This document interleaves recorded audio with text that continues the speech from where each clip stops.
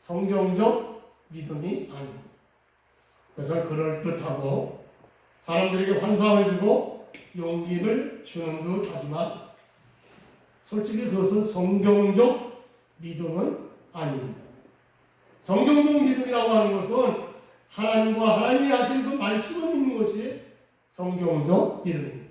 그리고 예수 그리스도와 그리스도께서 하신 일을 믿는 게 성경적 믿음입니다. 그런데 이렇게 하나님을 믿고 예수 그리스도께서 하신 모든 일을 믿으면 그럼 그때 무슨 일이 일어나는 겁니까? 우리 안에 있는 모든 죄가 씻어질 뿐만 아니라 그때부터 천국이 이루어집니다. 내 죄가 확실해집니다. 구원이 생기게 됩니다. 마음의 성령의 역사로 확신이 옵니다. 그 다음에 안식하는 마음이 생깁니다. 기쁨이 오기 시작합니다. 평안이 오기 시작합니다. 이런 마음을 가지게 되면 어떤 핍박과 환난과 역경 속에서도 그 사람은 좌절하지 않습니다. 용기를 잃지 않습니다. 그 다음에 어떤 불합리한 고난이 그에게 닥쳐올지라도 이 사람은 끝까지 참고 기다리는 인내가 안에서 생기는 것을 경험하게 됩니다. 이것이 믿음입니다.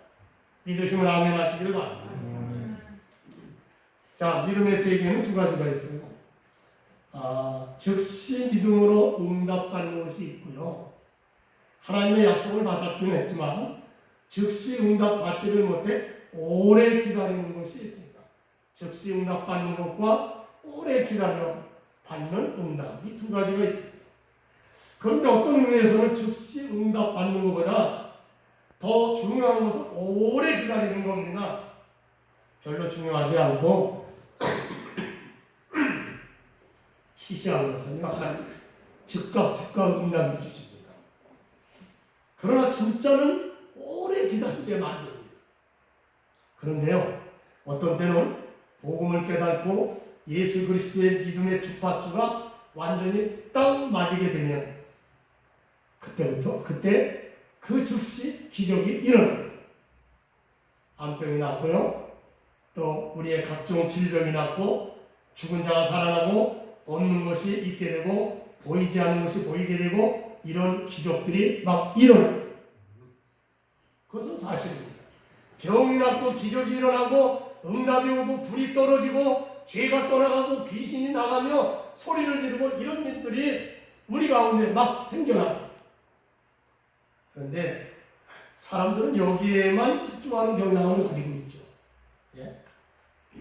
이것이 믿음이라고 생각합니다. 그러나 이것은 믿음의 지극히 작은 부분의 하나입니다. 그런데 대부분의 사람들은 그런 게 없으면 믿음이 없다라고 생각을 합니다. 네? 방언을 못하면 믿음이 없는 줄로 알아요. 불을 받지 않으면 믿음이 없는 줄로 생각합니다. 그러나 그렇지 않습니다. 그것은 처음 시작에 불과한 겁니다. 그럼 진짜 믿음은 어떻습니까?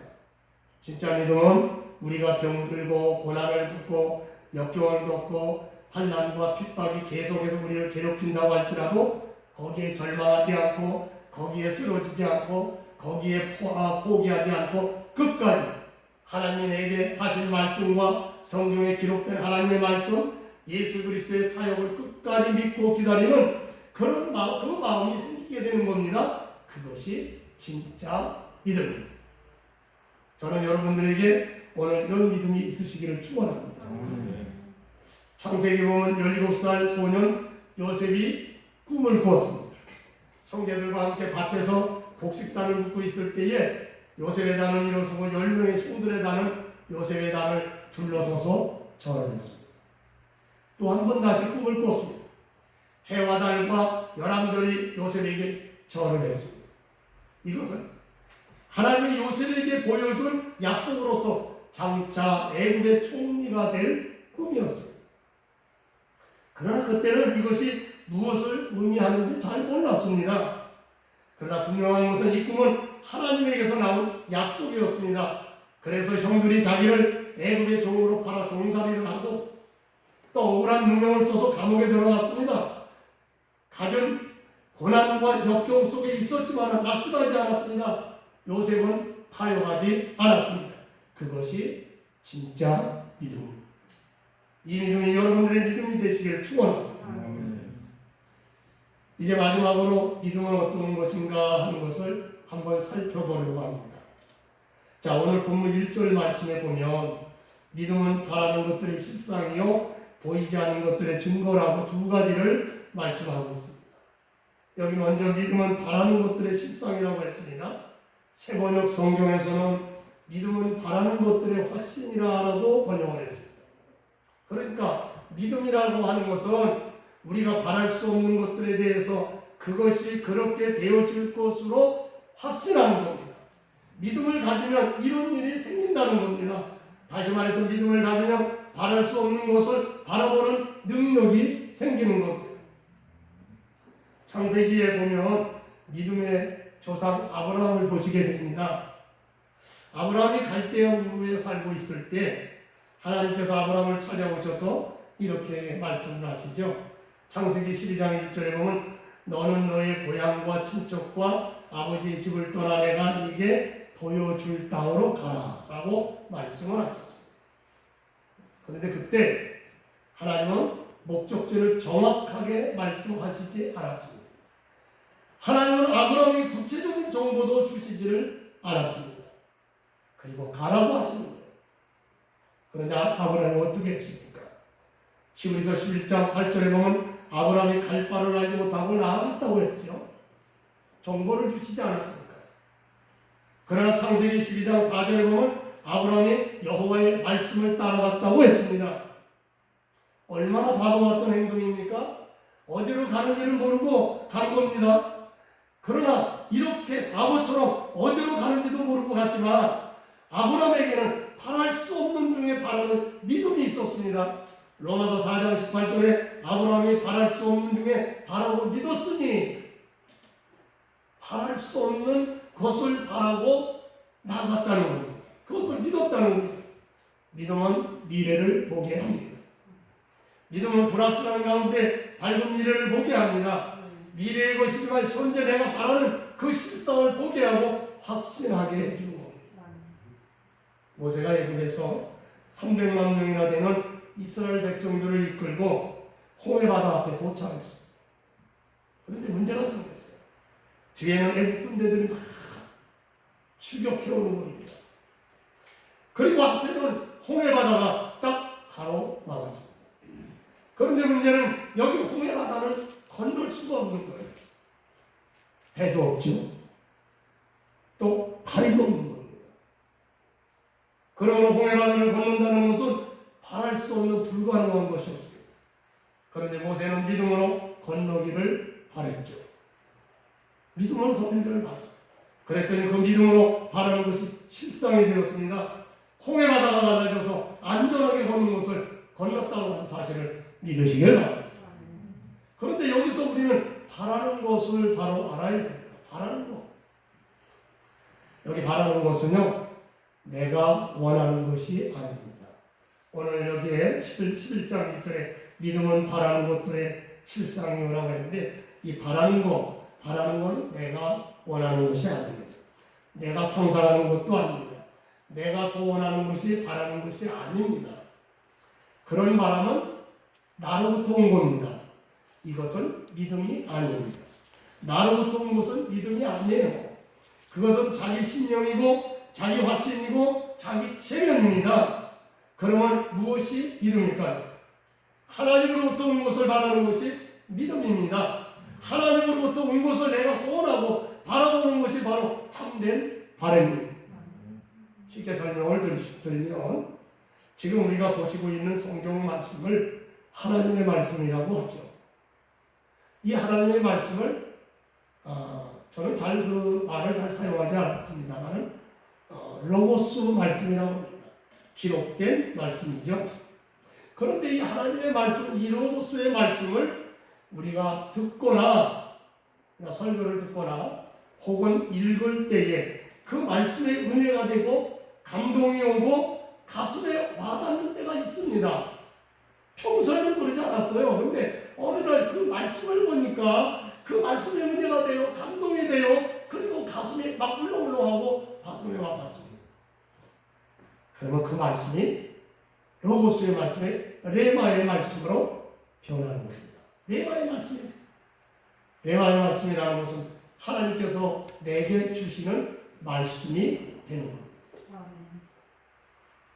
예를 들어서 신명기 8장 18절에 보시면 내 하나님 여호와를 기억하라 그가 네게 재물 얻을 능력을 주셨습니다.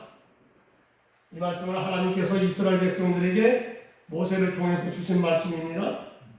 기록된 하나님의 말씀, 로고스의 말씀입니다.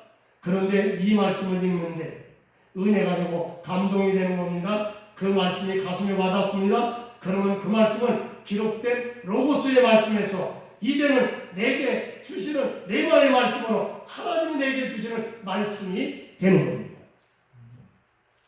그러므로 그 말씀을 붙들고 내게 재물 얻을 능력을 주실 줄로 믿고 바라는 겁니다. 그러므로 그것이 믿음으로 내게 실상이 되는 겁니다.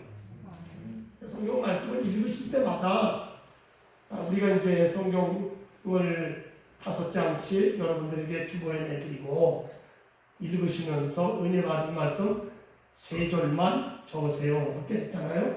근데 꼭 3절만 우리가 은혜를 받으라는 말씀은 아니고요. 3절을 적을 수밖에 없는 그런 공간이기 때문에 말씀을 읽으시면서 그 말씀의 은혜가 된다는 거예요. 그 말씀이 감동이 되는 거예요. 한나가 하나님께 부르짖고 기도했는데 그가 자식을 못 낳아서 눈물로 기도했잖아요. 그런데 그 말씀이 감동이 되는 거예요. 그리고 그 말씀이 내게 다 와닿는 거예요. 그리고 그 말씀은 하나님이 한나에게 주시는 말씀이었지만 내게 주시는 말씀이에요. 내가 이제 그 말씀을 붙들고 기도하는 겁니다. 그러면 그것이 믿음으로 내게 실상으로 와닿는 겁니다. 실상이 됩니다. 여러분, 그런 믿음이 여러분들의 믿음이 되시기를 축원합니다. 자, 두 번째는 믿음은 보지 못하는 것들을 보게 한다고 했습니다. 오늘 1절 하반절에 보면 믿음은 보이지 않는 것들의 증거라고 했죠. 지금 보이지 않지만 믿음은 그것이 사실이라는 것을 아는 겁니다. 보이지 않지만 사실이라는 걸 알아요. 그러나 세상은 눈에 보이지 않는 것에 대해서는 믿지 않습니다. 눈으로 볼 수 있고 손으로 만질 수 있어서 확인된 것만 믿고자 합니다. 그걸 과학이라고 그러죠. 과학적인 증거가 없으면 안 믿어요. 그래서 세상은 하나님을 믿을 수 없는 겁니다.